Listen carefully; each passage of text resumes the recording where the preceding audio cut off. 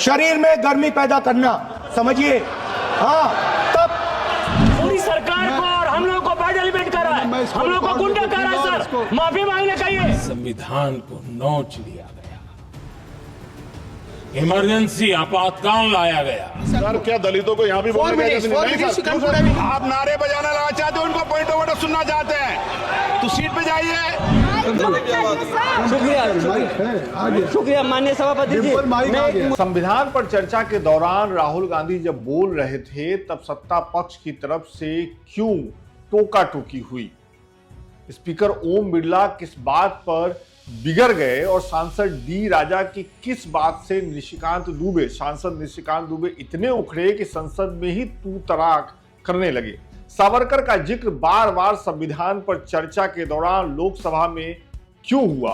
प्रधानमंत्री नरेंद्र मोदी ने क्या सब कहा? ये सब आपको आज इस शो में विस्तार से बताने वाले हैं। आपको हमेशा की तरह करना यह है कि आखिर तक बने रहिए।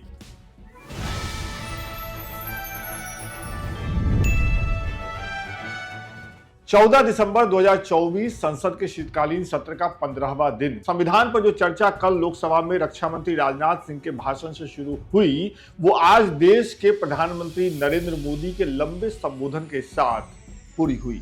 आमतौर पर संसद में कामकाज सोमवार से शुक्रवार तक ही होता है, लेकिन संविधान पर चर्चा होनी थी, इसलिए आज यानी शनिवार को भी सांसद लोकसभा में जुटे। हमेशा की तरह लोकसभा की कार्यवाही सुबह 11 बजे शुरू हुई। 11:06 पर संसदीय कार्य मंत्री किरेन रिजिजू ने चर्चा की शुरुआत की। किरेन रिजिजू लंबा बोले, 1 घंटा से ज्यादा बोले। बाबा साहब ने जब अपना संविधान का रचना का ड्राफ्ट करने का शुरू किया, उसमें कई कोट्स है। मैं कुछ देर में कुछ कोट्स को आपके सामने में पेश करना चाहूंगा। फिलहाल सर, कॉन्स्टिट्यूशन स्पिरिट, जिस स्पिरिट से हम आज तक 75 वर्ष पूरा हो गए हैं, उसमें लिखा हुआ जो शब्द होते हैं, उसके अलावा संविधान का जो स्पिरिट है, उसको भी हमने कैसे मानते हुए आगे चलने का काम किया है।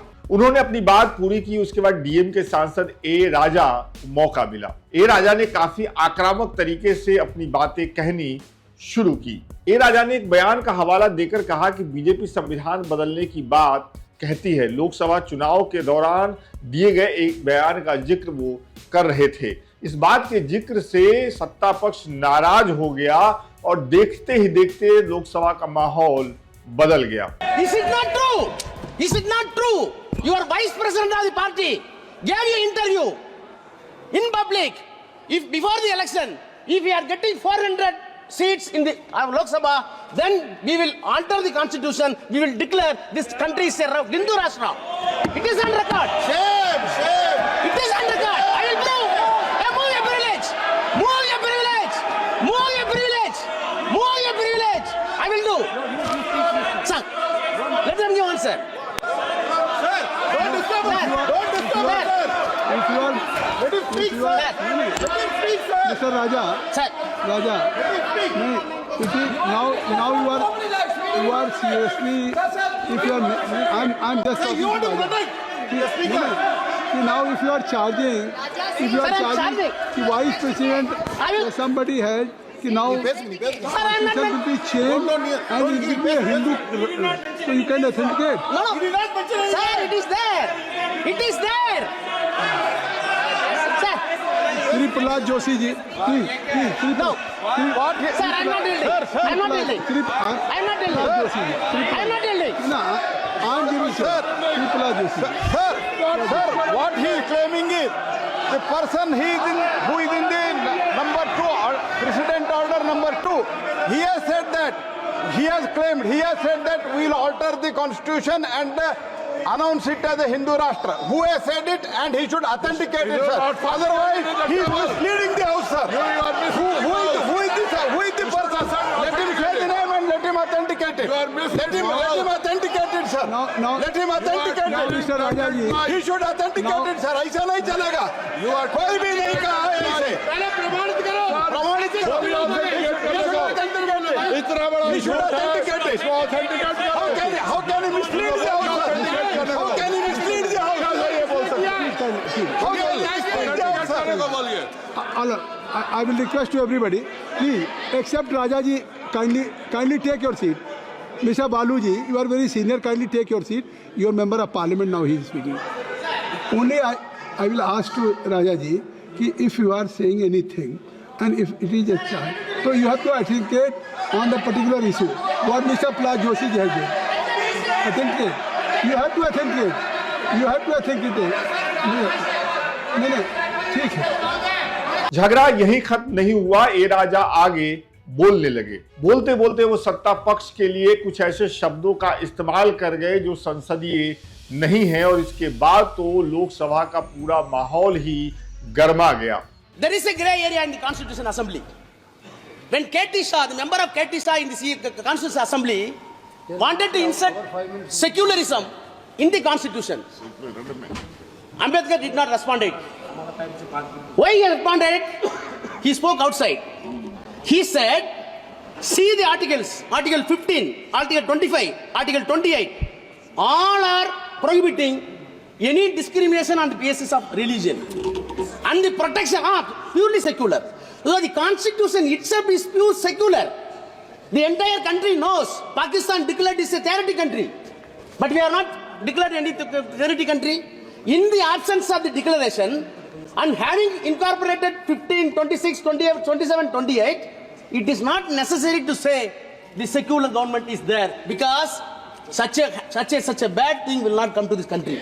He did not expect these bad elements will come to the power. That is the reason.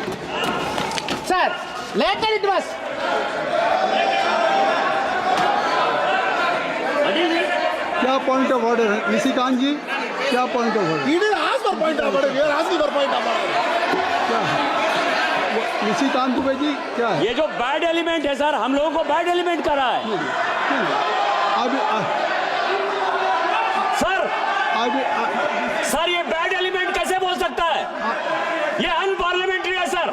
ये पूरी सरकार को और हम लोगों को बैड एलिमेंट कर रहा है. हम लोग को गुंडा कर रहा है सर. माफी मांगने चाहिए, माफी मांगने चाहिए. ये गुंडा कर रहा है सर, माफी मांगने चाहिए. नहीं चलेगा, ये हाउस चलाने की जिम्मेवारी हमारी नहीं है. ऐसा नहीं होता है. इसको कहिए माफी मांगने के लिए. ये बैड एलिमेंट कर रहा है सर, माफी मांगने चाहिए. इसको माफी मांगने चाहिए सर. ये हम चुनकर आए सर. ये पूरे पार्लियामेंट पर, पूरे कॉन्स्टिट्यूशन पर अटैक कर रहा है. ये हमको बैड एलिमेंट कैसे कर सकता है sir? Sir, if you feel, let it be expense. नहीं, ये बैड एलिमेंट. माफी मांगने चाहिए सर. कार्रवाई से माफी मांगने चाहिए, माफी मांगने चाहिए सर. ये एमपी को बैड एलिमेंट कैसे कर सकता है? Okay, sir. एमपी को बैड एलिमेंट कैसे कर सकता है? माफी मांगने चाहिए सर. माफी मांगने चाहिए. सभा की कार्यवाही से वो शब्द हटा दिया गया और मामला आगे बढ़ा. सपा सांसद जियाउर रहमान बोल रहे थे. चेयर उन्हें अपनी बात खत्म करने के लिए कहने लगा, और तभी माइक ऑन है या माइक ऑफ है को लेकर के तगड़ा वाला कंफ्यूजन हो गया.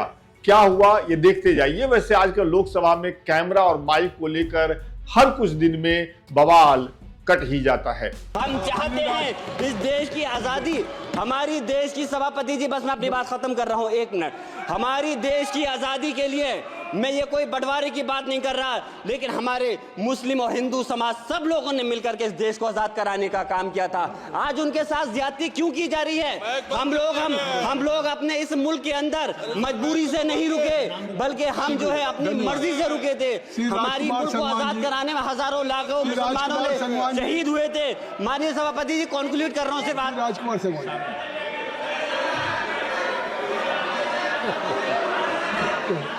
आप कंक्लूड करें ना, आप कंक्लूड कर लें. शुक्रिया माननीय सभापति जी. क्रम आगे बढ़ा और बीजेपी सांसद तेजस्वी सूर्या खड़े हुए. उन्होंने काफी विस्तार से अपनी बात रखी इस चर्चा के दौरान, लेकिन आखिर के कुछ मिनटों में उन्होंने डीएमके पार्टी और डीएमके पार्टी के नेताओं को, सांसदों को निशाने पर लिया. The leaders from the DMK speakers, sir, are speaking about constitutional morality. On 26 November 1957, their fountainhead of inspiration, Periyar, burnt the constitution and 200 of those followers were arrested. And from these people we have to learn lessons of constitutional history and morality. Speaker sir, the very first attack on the constitution was made by Pandit Nehru when he curtailed the freedom of expression of people. Very first attack. And who was protecting the constitution? Then it was Shama Prasad Mukherjee. Tejasvi Surya के बाद और भी दूसरे सांसद बोले और फिर मौका मिला राहुल गांधी को। लोकसभा में नेता प्रतिपक्ष राहुल गांधी करीब 26 मिनट तक बोले। इतना लंबा भाषण तो हम आपको यहां नहीं सुनवा सकते, इसलिए राहुल गांधी के भाषण में जो कुछ मेन पॉइंट है वो आपको सुनवाते हैं। उन्होंने हाथरस का जिक्र किया, जहां वो मिलने गए थे पीड़ित परिवार से। संभल का जिक्र करते हुए उन्होंने अपनी बात कही। उनके ये सब कहने का मतलब ये था कि मौजूदा केंद्र सरकार संविधान को खतरे में डाल रही है।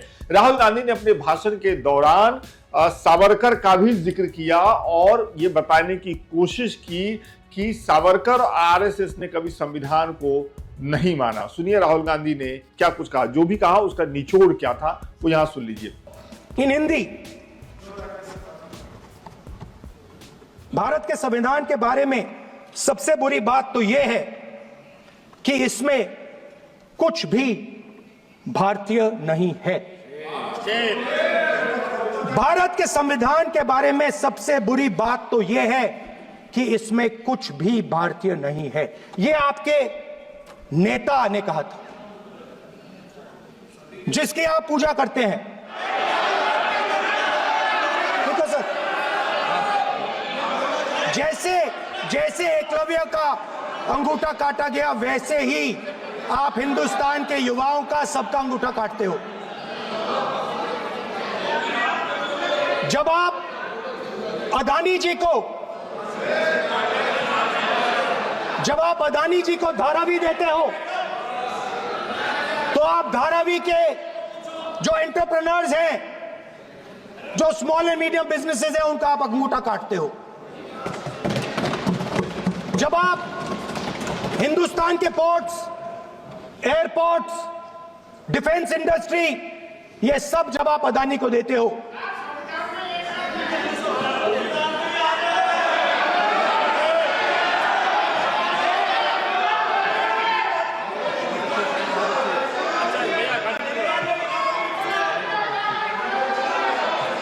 हिंदुस्तान के सारे जो फेयर प्ले बिजनेसेस हैं, जो ईमानदारी से काम करते हैं, आप उन सब का अंगूठा काटते हो जब आप अदानी की मदद करते हो।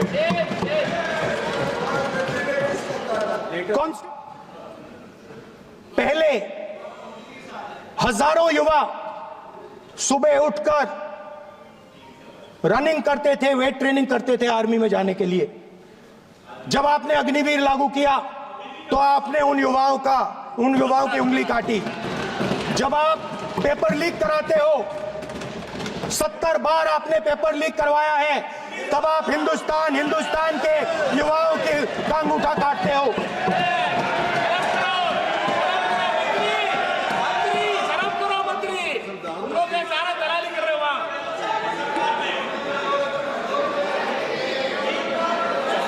आप कहते हो हम आपका अंगूठा काट देंगे। ये फर्क है। एक तरफ कौन सर बोले, मेरे कहना है कि हम एक मिनट प्लीज बैठिए, आप बैठिए।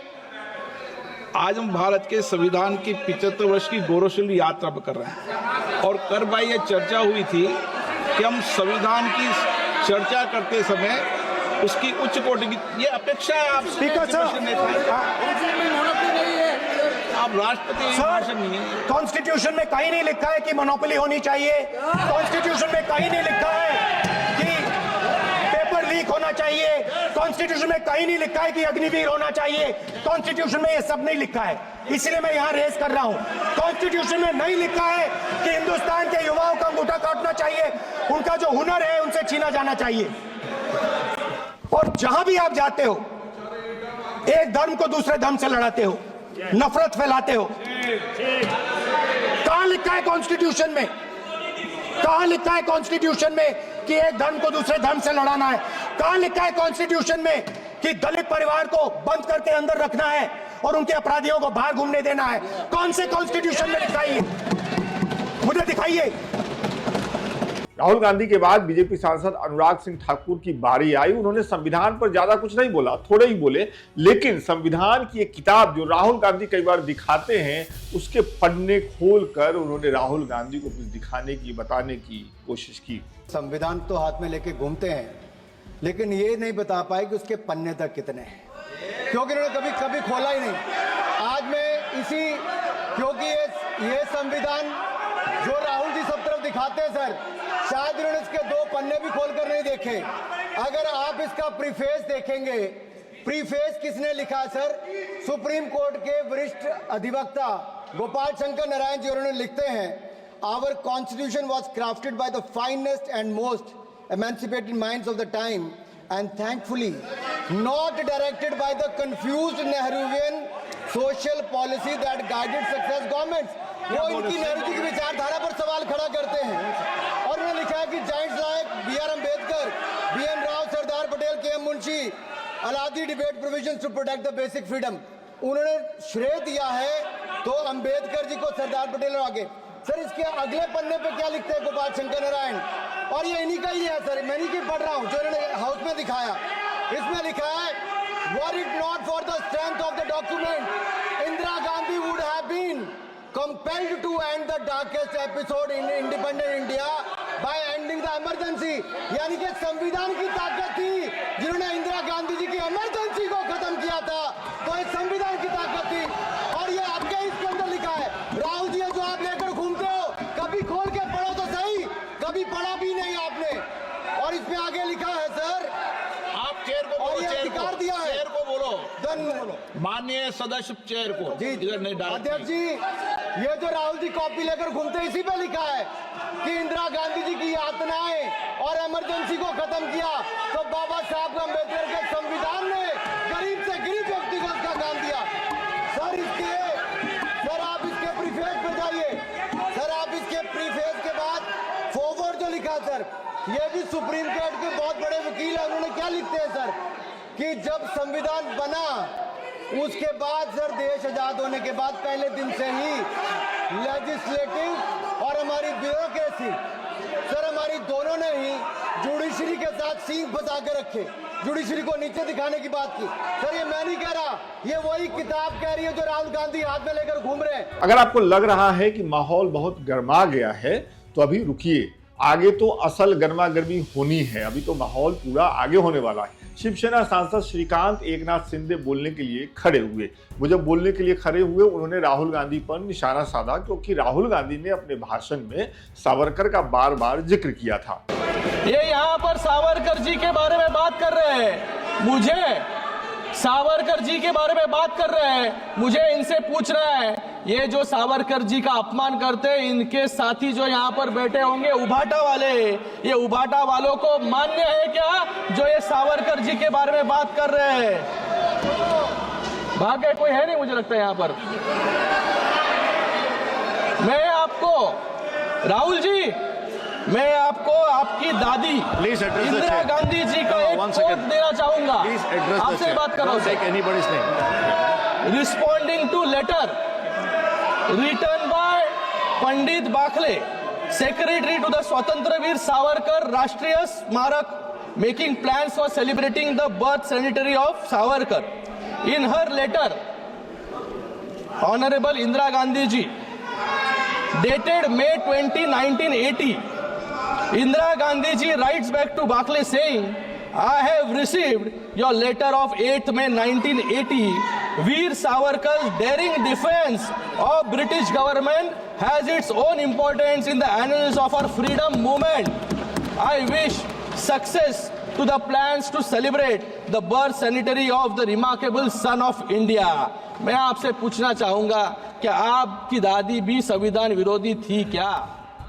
संसद के नियम के मुताबिक जब कोई सदस्य बोलते हुए किसी दूसरे सदस्य का नाम लेता है तो जिस भी सदस्य का नाम लिया गया है और उसको बोलने का, अपनी बात रखने का अधिकार है। इसी नियम के मुताबिक राहुल गांधी अपनी बात कहने के लिए खड़े हुए। उन्होंने कहा कि मुझे जवाब देना है। चेयर से ये कहा गया कि जब वो सदस्य मतलब श्रीकांत एकनाथ शिंदे बोल लेंगे उसके बाद आपको मौका दिया जाएगा, आप अपनी पूरी बात रख लीजिएगा। लेकिन राहुल गांधी और उनकी पार्टी के लोग इस पे अड़े रहे। इसके बाद लोकसभा में जबरदस्त हंगामा शुरू हुआ। एक पल को तो ऐसा लगा कि लोकसभा स्थगित करनी पड़ेगी, लेकिन तभी चेयर पर स्पीकर ओम बिरला आ गए और उनकी सूझबूझ की वजह से राहुल गांधी को मौका मिला। जब ओम बिरला अपनी कुर्सी पर आए उसके बाद जो कांग्रेस पार्टी के सीनियर सांसद हैं उन्होंने पॉइंट ऑफ ऑर्डर में अपनी बात रखी और उन्होंने ये कहा कि ऐसा लग रहा है कि ये जो संसद है वो सिर्फ सत्ता पक्ष का है। ऐसा कहने वाले केसी वेणुगोपाल थे। पॉइंट ऑफ ऑर्डर के दौरान उन्होंने जब ये बात रखी उसके बाद स्पीकर ने अपनी बात कही, अपनी चीजों का जिक्र किया और उसके बाद उन्होंने नेता प्रतिपक्ष राहुल गांधी को बोलने का मौका दे दिया। सर, उन्होंने मुझसे पूछा, कुछ नियम अध्यक्ष के भी होते हैं। मेंबर ने पूछा कि इंदिरा गांधी जी की सावरकर पे क्या व्यू थी। मैंने ये सवाल एक बार इंदिरा गांधी जी से पूछा था। हाँ, जब मैं छोटा था मैंने पूछा था और उन्होंने बोला, इंदिरा गांधी जी ने बोला कि Savarkar ji compromised with the British, wrote a letter to the British and asked for forgiveness for the British. और उन्होंने बोला, इंदिरा गांधी जी ने बोला that गांधी जी जेल गए, नेहरू जी जेल गए और सावरकर जी ने माफी मांगी थी। ये इंदिरा गांधी जी की पोजीशन है। चर्चा आगे बढ़ी। सांसद असदुद्दीन ओवैसी अपनी बात खत्म करते हुए एक शेर पढ़ रहे हैं। शेर पढ़ करके उन्होंने अपनी बात खत्म की। सुनते जाइए। निसार में तेरी गलियों के वतन के जहां चली है रस्म के कोई ना सर उठा के चले, जो कोई चाहने वाला तवाफ को निकले, नजर चुरा के चले, सर जिस्म व जान बचा के चले, बहुत है जुल्म दस्ते बहाना के लिए, सर हम जो चंद अहले जुरू तेरे नाम ले वाले इख्तिदार की कुर्सियों पर बैठने वाले जो लोग थे और है वो इंटेलेक्चुअली डिसऑनेस्ट है। संविधान सच्चा है। जय भीम आइन जिंदाबाद। आजाद समाज पार्टी काशीराम के सांसद चंद्रशेखर अपनी बात रख रहे थे। बात रखने के लिए वो खड़े हुए। उन्होंने 4 मिनट तक बोला। बीच में जब चेयर की तरफ से उन्हें टोका गया कि अपनी बात खत्म कीजिए तो वो नाराज हो गए। प्लीज सर, क्या दलितों को यहाँ भी बोलने की जरूरत नहीं है सर? अगर सबको 4 मिनट दे दो, ये भेदभाव नहीं चलेगा दलितों के साथ। Time is 4 minute, don't waste. भाई सर, आप चेक करो, अगर सबको 4 मिनट दिए तो आप मना करो, मैं बंद कर देता हूँ इसको। क्या दलितों को सबसे आखिरी में नंबर मिलेगा और बोलने का मौका मिलेगा? क्या मजाक कर रहे हैं सर आप? नो, ये all independent people are having only 4 minutes. You take sir, independent में अपनी पार्टी का मेंबर हूँ सर और जीत के आया हूँ सर, किसी की दया में नहीं आया। Take 1 minute and finish. Sir कल भी बोले तो एक दलीय पार्टी के लोग, आप मौका दो सर।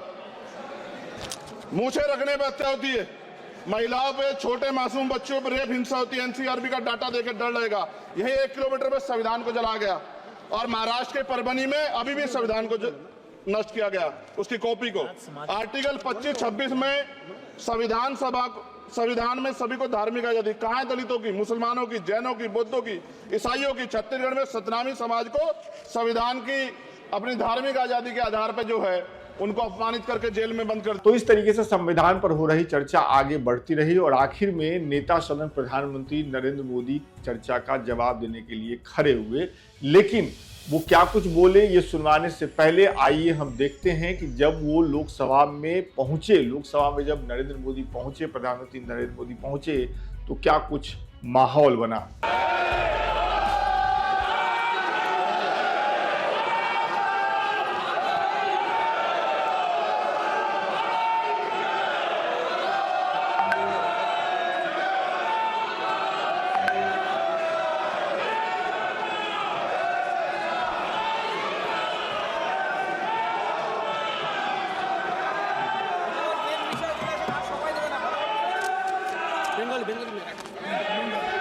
अब आपको सुनवाते हैं कि चर्चा का जवाब देते हुए नरेंद्र मोदी ने क्या कुछ कहा। संविधान के आज 75 वर्ष हो रहे हैं, लेकिन हमारे यहां तो 25 वर्ष का भी महत्व होता है, 50 वर्ष का भी महत्व होता है, 60 साल का भी महत्व होता है। जरा हम इतिहास की तरफ नजर करें कि संविधान यात्रा के इन महत्वपूर्ण पड़ाव का क्या हुआ था। जब देश संविधान के 25 वर्ष पूरे कर रहा था, उसी समय हमारे देश में संविधान को नोच लिया गया, इमरजेंसी आपातकाल लाया गया।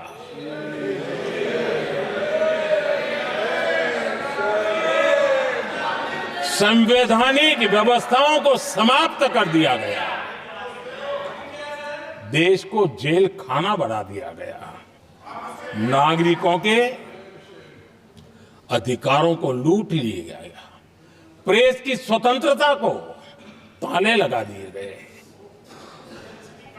और कांग्रेस के माथे पर ये जो पाप है ना, वो कभी भी धुलने वाला नहीं है, कभी भी धुलने वाला। यह सिर्फ हिंदुस्तान, दुनिया में जब जब लोकतंत्र की चर्चा होगी, कांग्रेस के माथे का ये पाप कभी धुलने वाला नहीं है, क्योंकि लोकतंत्र का गला घोंट दिया गया था।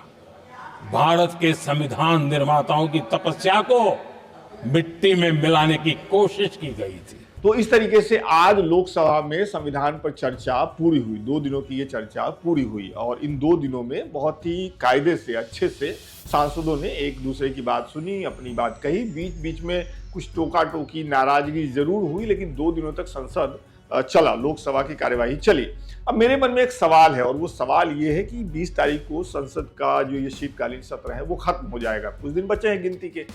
अब ऐसा माहौल क्यों बन रहा है? पहले दिन से क्यों एक ऐसा माहौल बना हुआ था कि संसद चल ही नहीं रहा था, चाहे वो सत्ता पक्ष की तरफ से हो, विपक्ष की तरफ से हो। इस पे सोचना चाहिए। ऐसा लगता है कि सांसदों को जब किसी मुद्दे पे चर्चा करनी होती है, जब उन्हें बात करनी होती है, तो वो अपनी सहजता से बात कर लेते हैं, लेकिन कई बार ऐसा लगता है कि वो मन बना करके आते हैं कि आज तो संसद को स्थगित कर ही देना है या संसद को स्थगित करवा ही देना है।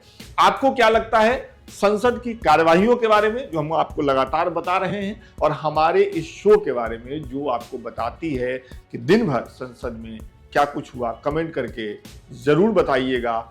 आज के लिए इतना ही। फिर जब संसद बैठेगी सोमवार को, तो हम शाम में आपके सामने हाजिर होंगे उस दिन का हाल चाल लेकर। बहुत बहुत शुक्रिया।